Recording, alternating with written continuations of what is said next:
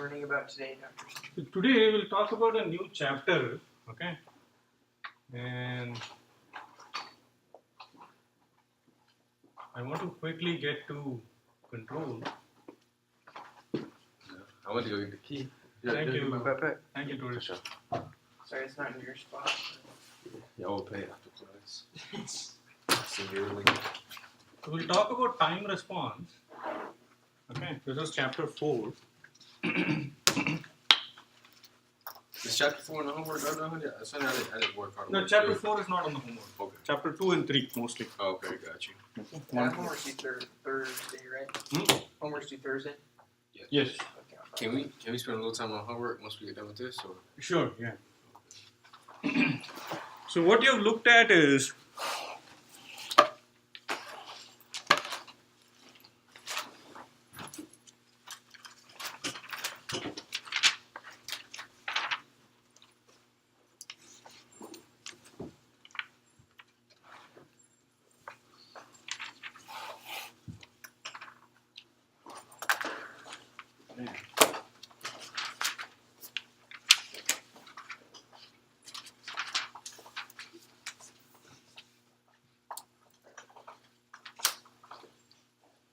so this is the 4th chapter, and we'll look at the first thing we'll look at is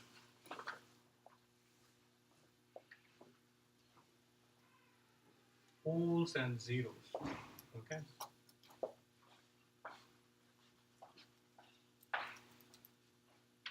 Poles, zeros, and system response.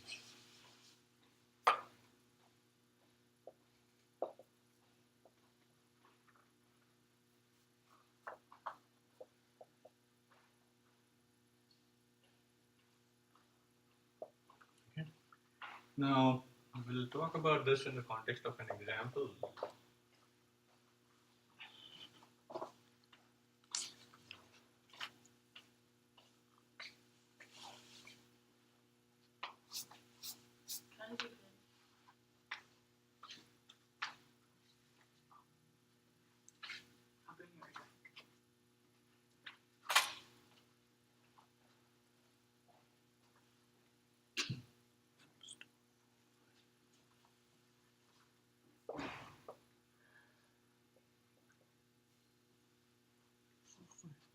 That's pose? Poles, yes. Okay. You can't see the E. Huh? The L is very attached to the E, which can make it be a K. You know, you put an L and the E together, it makes a K, you know that, right? But ox is not a word. Pokes, isn't it? E-O-K.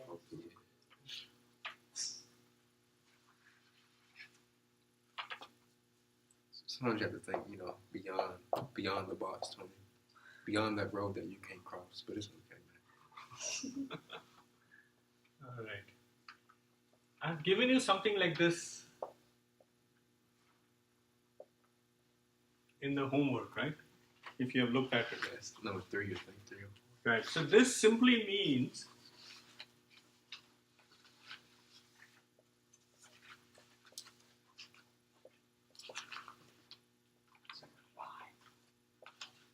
Just let you.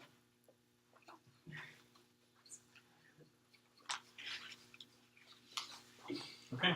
It simply means that this is the math, and this is the block diagram representation. Okay, it's just another way of writing this. You understand? Okay, that makes sense. So here R of S is what?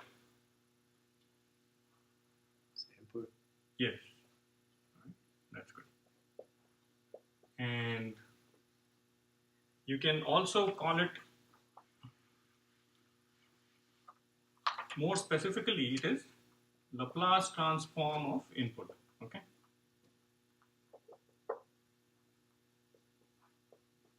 And C of S is Laplace transform of output, right?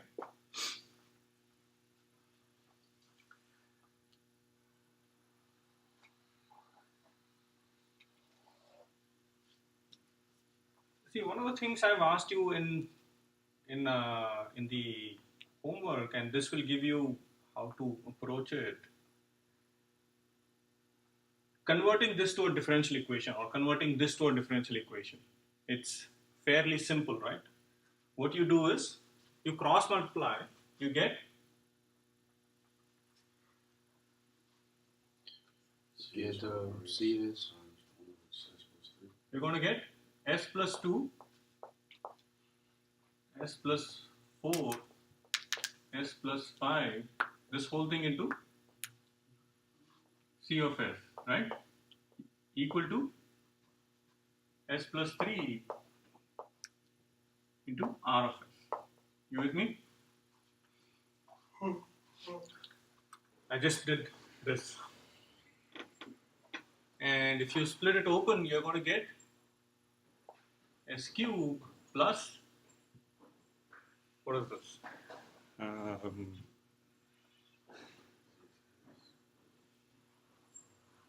it's 11. I think it's 11. You're going to get s square first, okay? So you get, what is this? This is s square plus 9s plus 20, right? You're going to get 2s square plus 9s square. This is 11s square. Yes. Good, Julian. Thank you. And then you're going to get 20s plus 40.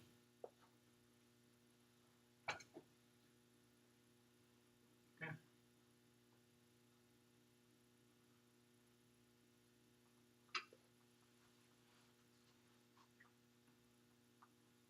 Understood? Hmm? Back to your question. Off that sheet, there's like one of the formulas that you could use from like the beginning, right? Isn't there like one of those formulas that you just use from the beginning to transform it into one? Yeah, but this thing you cannot use a formula, right? Okay. You have to cross multiply, right? So here you're going to get this. Now, here is what you use the formula. You do the Laplace inverse. You're essentially to convert this to a different domain. ODE, yeah, time domain, right? You do inverse Laplace transform, right? You're going to get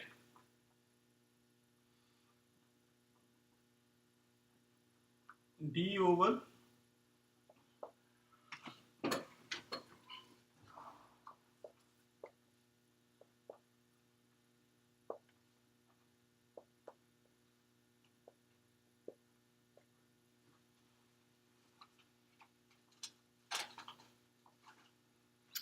Oh, so that's switches to the x dot and x double dot. Yeah, it's triple dot. I don't think it's no x triple dot. I think it's just x double dot and x dot. Oh, never mind. The cube. My fault. My fault.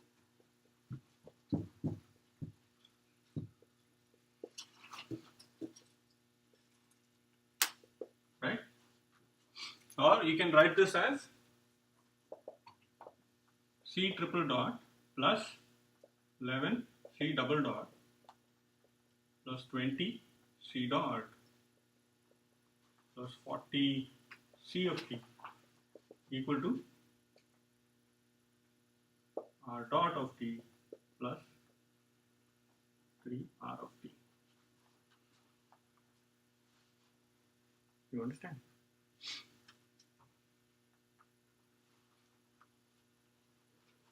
Now,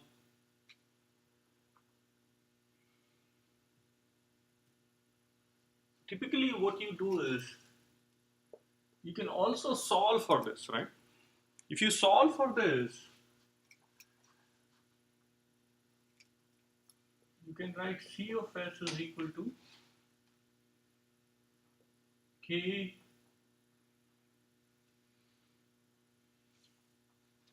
K1 divided by s plus 2, right? Plus K2 divided by S plus 4 plus K3 divided by S plus 5. Alright. If you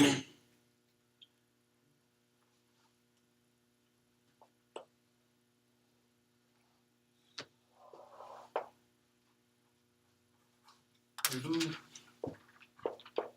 this would be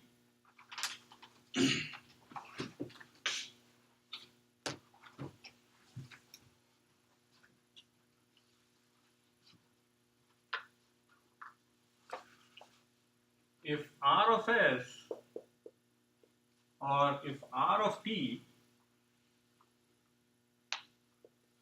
is unit step input, correct? Then R of S is what?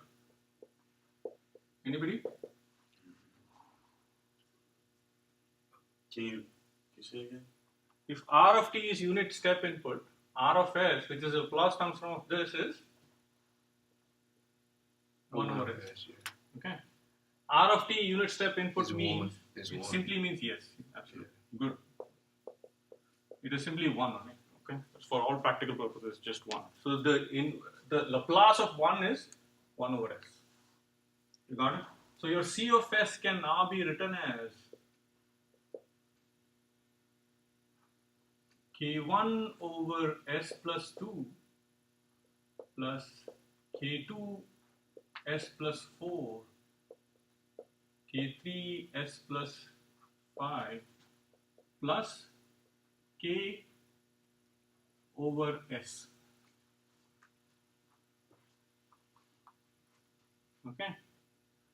And okay, because you multiplied your RS over to yeah. the right side. Okay. So if I substitute 1 over S here, okay, it will simply go on this side. So here your C of S was what? Say K1 over S plus 2. 1 over S, right? It will go on the other side.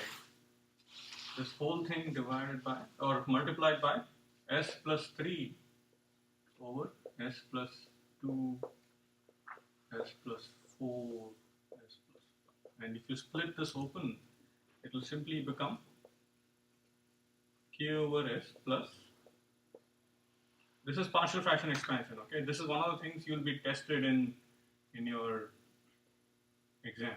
What was CS over what on the top equation? I just put 1 over S. So if this is R of S, right? It is still R of S, okay? I put R of S here on over S and moved it to the right hand side. Okay? Okay. And if you split this open, you're going to get this. This is still C of S, right? Now, what is C of T? C of T would be K plus K2 e to the power of minus 2t plus K3 e to the power of minus 4t plus K4 e to the power of minus 5t. That's not how you get that top equation. The K1 plus K2 plus K3. This one? No, the top one. This one? Yeah, where are you getting that from? This is simply partial fraction expansion of this. That's partial fraction. This one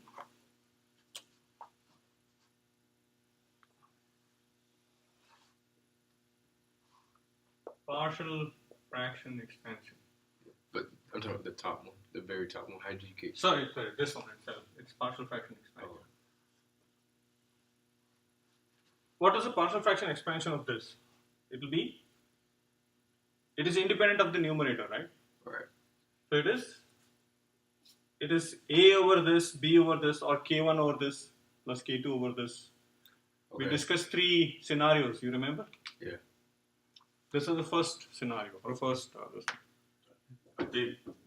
I think we're saying is like, why are you using K as your like constant instead of A, B, C, or D? It doesn't matter. You'll ultimately compute that K. Okay, it will just be a number. So when there's a variable on the top, you're just gonna leave that. That is how you expand it. It is independent of the variable on the whatever is on the top. Okay, it only depends on what is your numerator. You see, we discussed these three scenarios.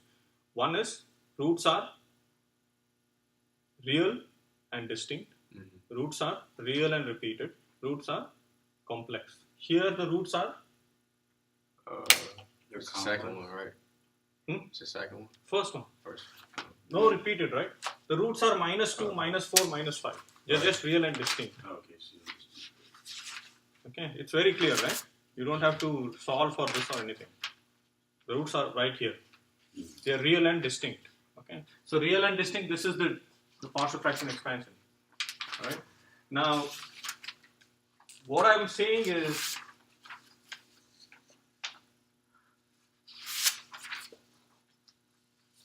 this is the solution. there's a Laplace thing for that. To this differential equation, or C of t. See here, this is the system response, and this is the expression for system response. This is also system response, but it is time response. So that would be the correct answer for the question if you ask for a time response. Right. So time response is nothing but it's expressed in time. Okay. Now tell me, if I do this, if I do a plot of time response, okay? Quick question. So, are you gonna let us know that RT is a unit step input? Yes, I will definitely let you know that. Okay. Here, tell me, as time goes to infinity. Now, pay attention here. Okay. What is the final response? If time goes to infinity, then those would be negative infinity, so it would be 0. The K2, K3, K4. Right. So it will be ultimately it will be. Be like curved in. What is this? K, right? Yeah. So your response will look something like. We'll go with that. What will it be for 0? For 0, it's gonna be 1. Wait. For which one? Oh, no, 0. For 0 is time gonna be 0? 1. Yeah. It will be K plus K2 plus K3 plus K4, right? Yeah. This will be 1, this will be 1, this will be 1. That will be the highest response, okay? And ultimately it will settle down to, so I can say it will look something like this. It'll be a straight line, then it dips. Yeah, this would be the K, okay? And this would be K plus K2 plus K3 plus K4. Sorry, K, yeah. Alright. So the response will look something like this. It will start here and it will ultimately settle down to K. It's an exponentially decaying function. Why it is exponentially decaying function?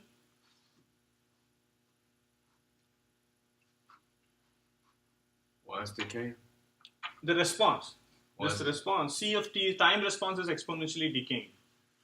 Because it's based on this exponential function. Right, it's exponential function, right? If it is negative, if it was positive, it would be exponentially growing.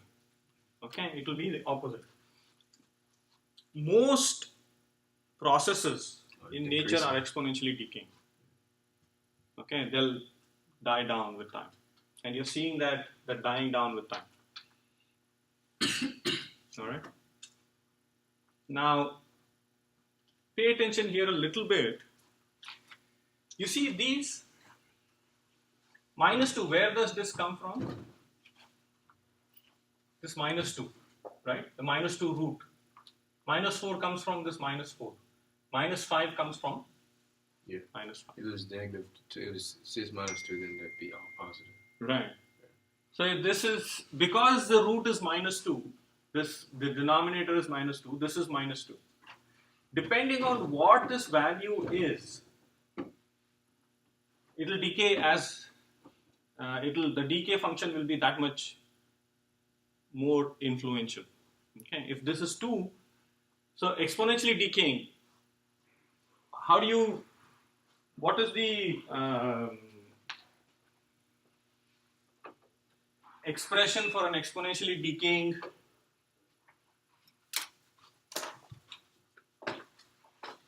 process? It will be simply e to the power of -t. That is one decay, right?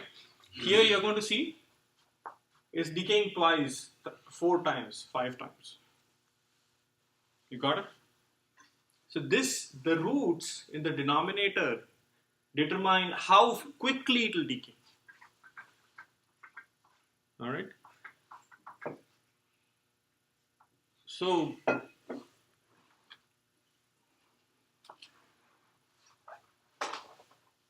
what I'm going to say is, this is the conclusion. Roots of denominator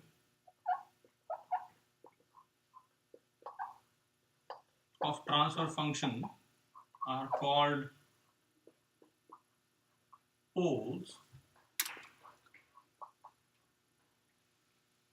Roots of numerator of transfer function are called zeros. That's funny. So you didn't even need that time domain ODE. Right, you're right. What I was trying to get to is, the solution to this is this. You can do the differential equation way, or you can do the transfer function way. This will also give you a little bit of your brush up on your assignment. This is what you will be required to do this process. Okay? For state space, you need this. You understand? So that's the reason I wanted you to do this. I wanted to do this. So here, understand this. This is very important. Roots of the denominator. So what are the roots of the denominator of this? This is the transfer function I'm talking about.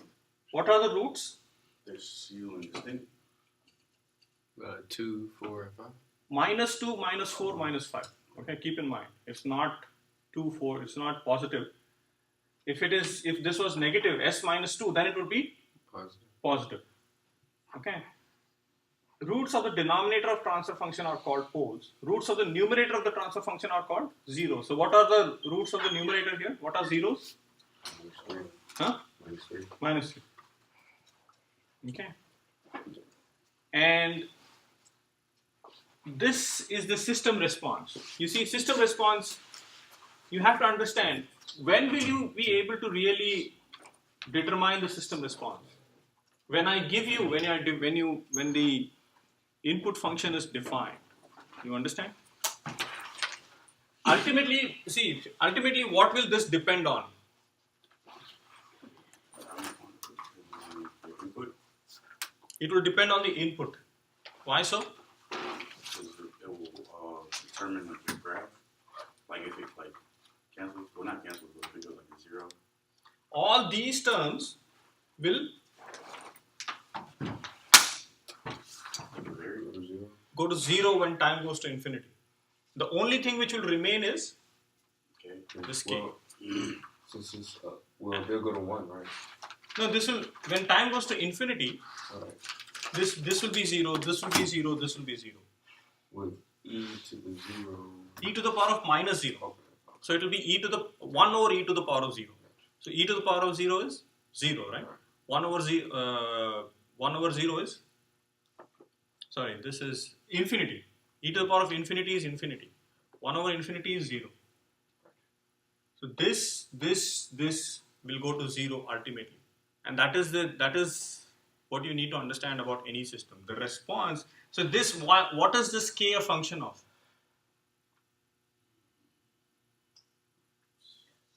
This k has come into place because of this. Okay, and this is because of this. If I change the input, this will change. if I change the input, see this is the input, right? R of t is defined as a unit step input. That is the reason the Laplace of R of t is R of s, which is 1 over s. Unit step input is R of t is equal to 1. Okay, R of s is 1 over s. I substituted 1 over s here. It moved to the right hand side. It became 1 over s in the numerator. All right. And if I split this open using partial fraction expansion, it is this. And the inverse Laplace of this is this. And from this you can see that these three terms, as time goes by, will matter less and less. The output is dependent on the input. You got it?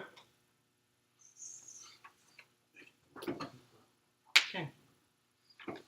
So this is called the output or the time response. Why is it called time response?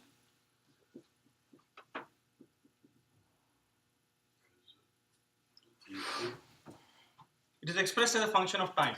This is called, it's a system response, or you can even call this frequency response, because it is expressed as a function of S, which is a frequency variable. But I mean, what would be the difference, though? I mean, frequency is 1 over seconds, time is seconds. So it will depend on, for example,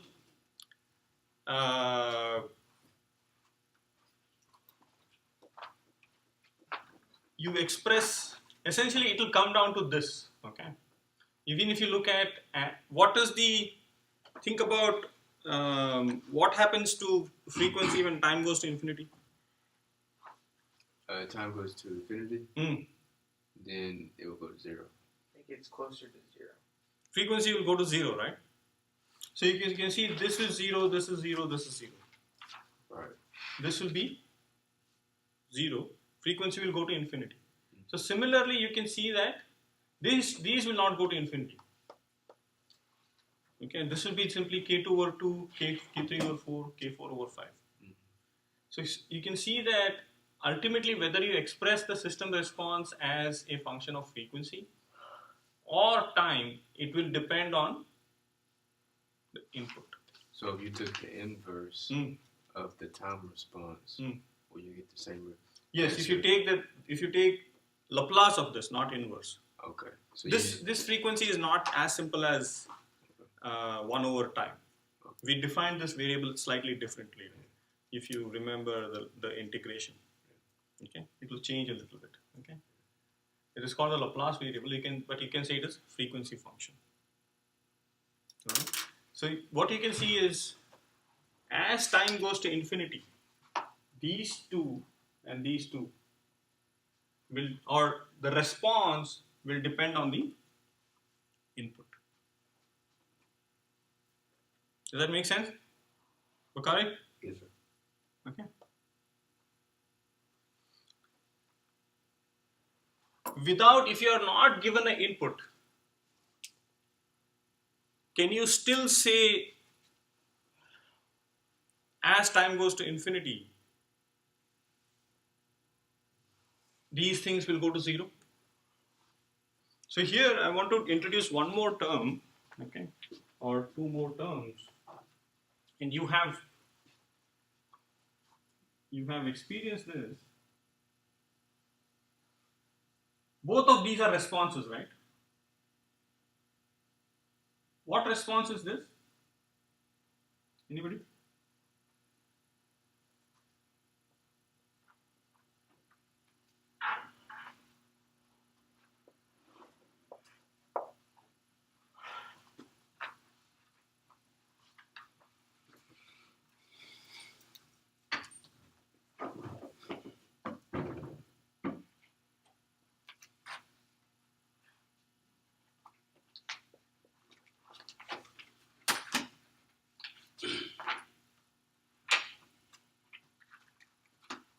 Again, this aspect is the forced response. This is the natural response. Okay, and this is the total response.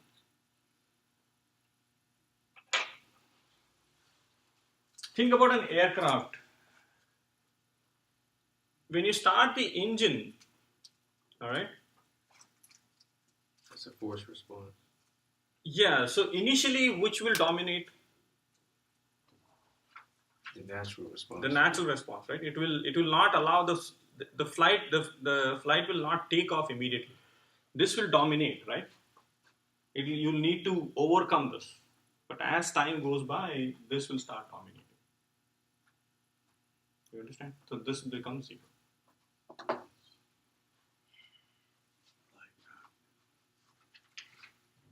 You like that? You gotta get in an airplane to fully understand that example. Okay. Tax 10% each side over.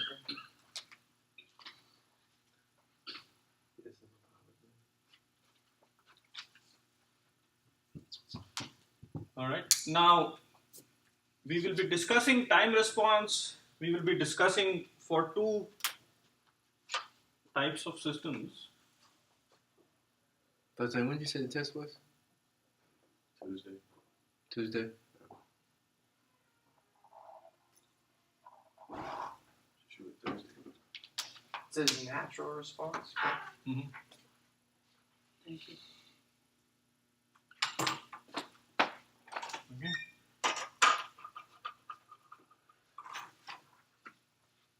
So here, what is the order of this system?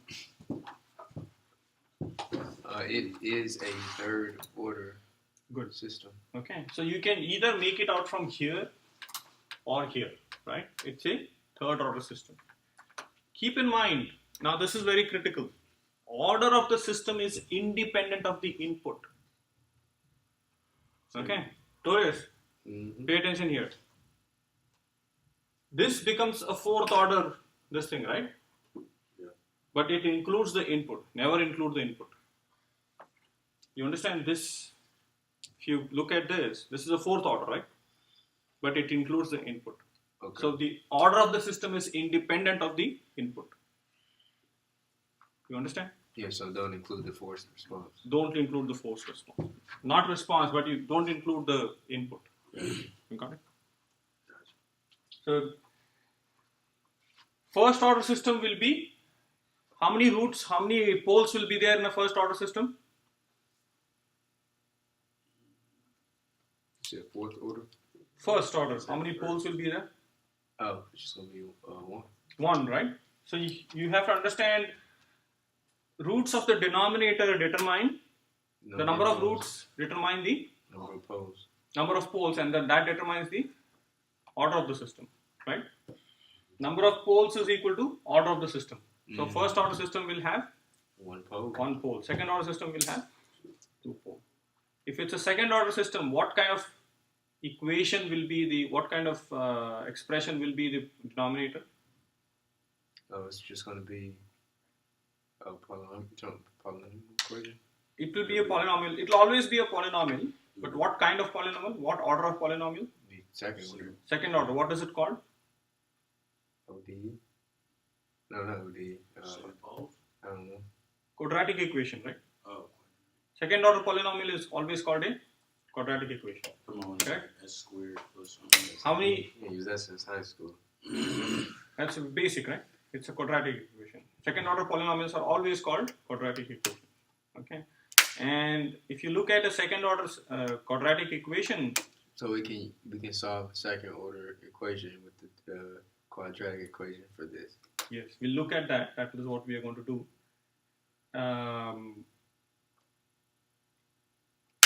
What are the options for the roots of a quadratic equation? B, A, and C. Now, what are the options?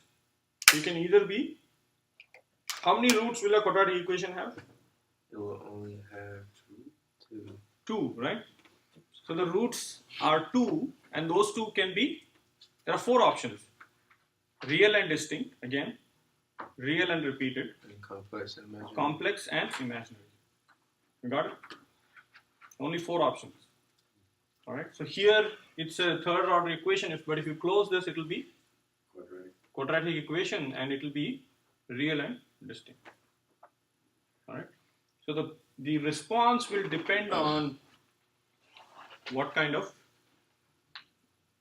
roots or poles the system has. The order of the system has no, or the number of roots in the numerator has no bearing on the order of the system. You understand? All right. Any questions on this? I think this is a good start for this chapter. You have any questions on the assignment?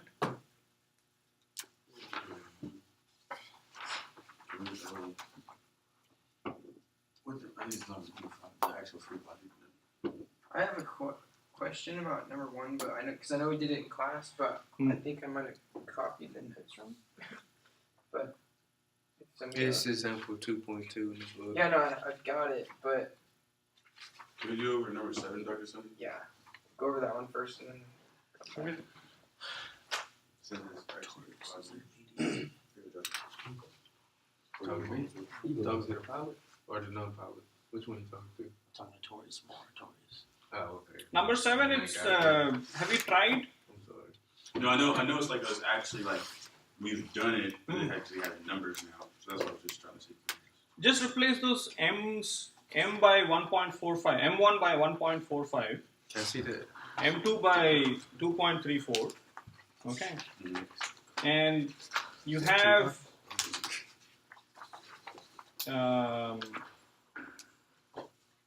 K1, K2 by 0.5, K2 is 2, you can say C1 is 4, C2 is 5. Okay. C2 is 5. You can say No, whatever it's you want. C1 is 5, C2 is. So that is not, it is connected to only 2, okay? That 5 and 2. What is the N dash? Wait, does Is it that give Newton C1? seconds per meter? Newton second per meter, yeah, that is the damping coefficient.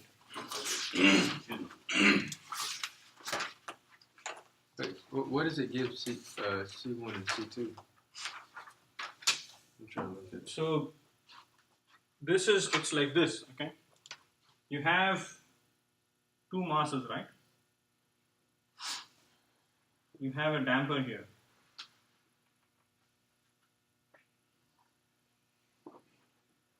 You have mass, and ultimately you have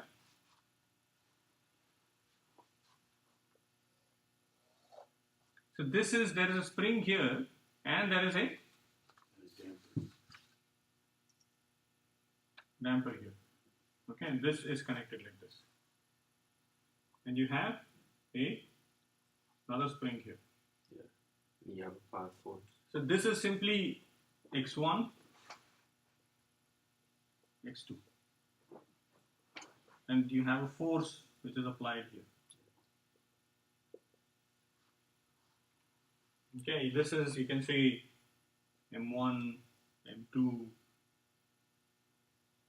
K1, K2. K2, C1, C2.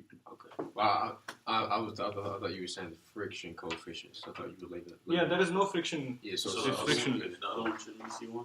The other one shouldn't be C1? Well, it doesn't matter how you label it, I guess. It doesn't matter which one you label. It doesn't matter how you label. Appreciate You just have to, if you label this one as C2, appreciate it. if you label as this, that's fine as well. You label anything you label, ultimately it will be replaced by those numbers. Okay. So here M1 is, according to this, M1 is 1.45, M2 is 2.34. So since you gave us all these values, is it fair that we can plug these straight into that matrices thing that we did and then get our answer, or no, you want us to do the work before it? You cannot get the matrix without doing the impedance approach. How are you going to get the matrix? Yeah, I thought about it too. I don't want to do the matrix. You can do the first, you have to start with, it's not that you have to, but I think that's the easiest approach you can do. Is it fair to say that, you got any more questions, Julie? I'm still thinking. You go ahead. Is it fair to say that the optional ones won't be on the test? On this homework? No, that's not fair to say. Okay, because I mean, this is a lot of questions, I was saying, so I want to know which ones we can still do for the homework, but not worry about so much. The options might actually be on the exam.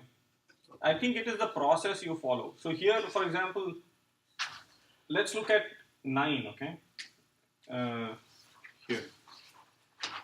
Where the two objects are stacked. Yeah, it's very similar to what this is. All you have to look at is how many masses are there? 2 masses, 3 springs, and 2 masses, right? So for what is connected to mass 1? Mass 2. Mass 2 is not connected. It looks like it. They're There's not a connected. damper there. Right here. Yeah, that's the damper. That is the common between mass 1 and mass 2. You see, if it is connected, what will happen? It is 1 mass. It's not 2. Okay, so what's that 2.1? That's the damper. Damper. Okay. That's the friction. So that friction is between what? The 2 masses. 2 masses. That's the common between 2 masses. So It's like this one. I have to treat it like this one. Okay. So mass 1, what is connected here is the 200 Newton per meter. Okay. That's 1 spring and 1 damper. You understand? What is common between and what is connected to mass 2? so there's something confused. mass 2 is connected to. How many impedances are there in mass 2?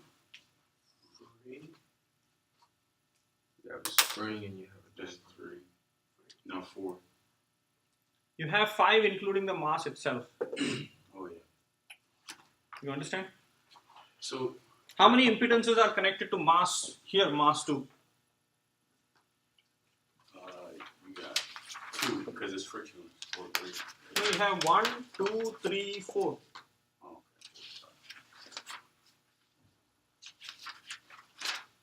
You have to simply look at what is connected to them. That's all. So to go back to number 9 real quick, you're saying that we just gotta consider it as one mass? No, you don't. If it was connected, if one mass is connected to another mass, it is not 2 separate masses. It's just. It's not gonna be as complex on a test, is it? It's not complex. It's just 2 masses. I mean, this problem is different from 7. I mean, procedure-wise, I mean. Procedure is exactly the same. yeah, That's what I'm same. trying to tell It's you. the same. But Okay, let me get you started on that one.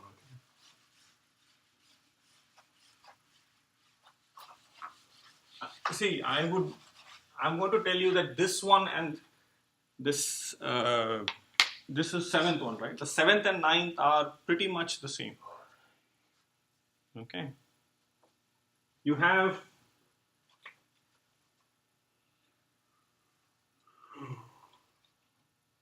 something like this, right? You have mass.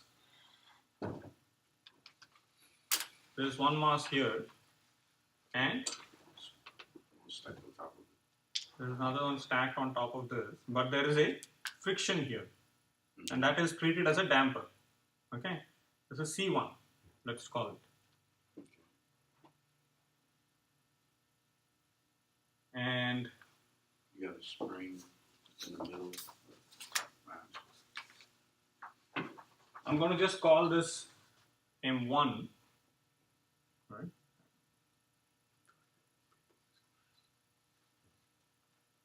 Spring. This is K1. This is C1. Listen, in the top mass 2 has a force being applied with no thing. The top one has a force being applied with no damper or whatever. You can apply a force like this. This is similar to if I did this, it's exactly the same. You got your This is the same as this. okay. it's the same effect. Yeah, it's the same effect. This is, one is what? Pulling, the One's other is pushing. If the line of action is the same, it doesn't matter whether you're pulling or pushing. You get the same effect. You got a C3 at the So bottom. here it's the same. So this is the same. As you have this. Okay. What is it connected to? Mass 2. Mass 2. That is what is critical. And here you have Friction. 1.2. Oh, Or let's call this C3. C3.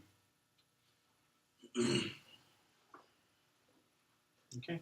And you have mass 2 is, so let's call this, so this is M1, I'm sorry for that, M2, because this is, we're calling this as X1 of t. So this is moving in this direction, right?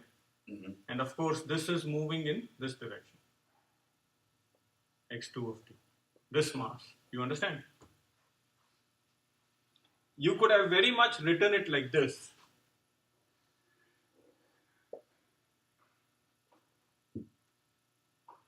We get points for drawing a free body diagram, right? This is the free body diagram. No, I'm saying like on the test, like we're drawing that. Like appropriate like labeling and stuff, we get points for that. Please. What are you going to label? I'm asking, what are you going to label? That's what I'm saying, like, okay, so you gave us this figure. C3. If we can go back and like draw a free body diagram and appropriately like label the right stuff, C1, C2, K1, that's what I'm saying. Like if we label it right, can we get like some extra points or something? I think it's like 10% of the problem. But like, Because, you know? I mean, Write 'Cause the if you impedance. can't label it right, then you can't even do it It's wrong. labeled, Julian. What do you want to label? That's what I'm saying. You're not going to if I don't give you these Mhm. and you label, Mhm. then it will become you may label it as Julian, he may label it as more. So labeling is already given to you. Alright. If you want points, write the impedances. Alright. What I would do is, see, if it's like this, right? So here, think about, let me finish this first. I'm sorry.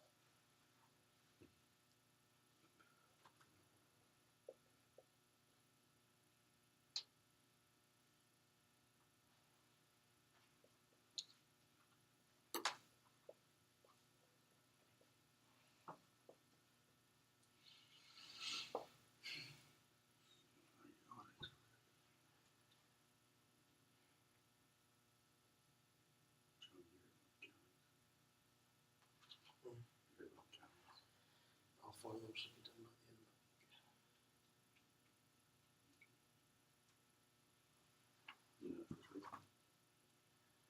It really depends on the machine. Because you gotta do these numbers every So these two are the same.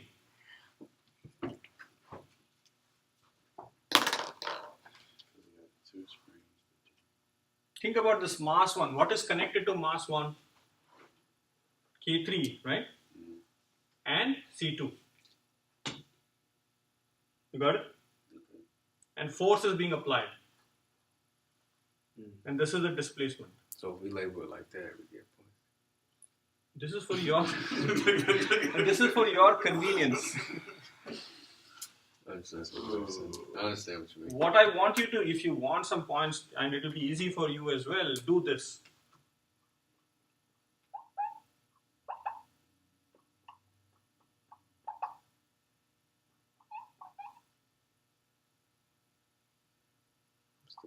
Yes.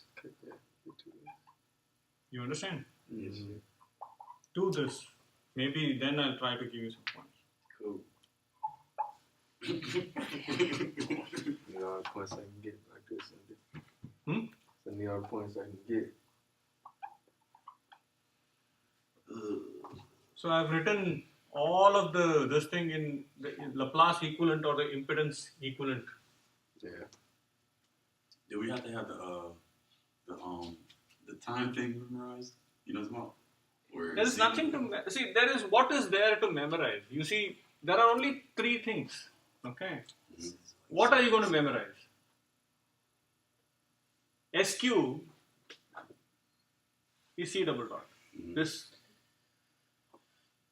you don't need to memorize a whole lot. No, I was talking about the Z1, Z2, Z4 thing. You know what I'm talking about? What that equals like Z double dot or dot. That's what I was referring to. There's So like the nothing steady state, steady coefficient. state space. Yeah, that's not on the test. That is all that is. Of course. Don't memorize anything. I don't think there is a need for you to memorize anything. I mean, If you want to memorize, maybe memorize these impedances. That's all you need to memorize.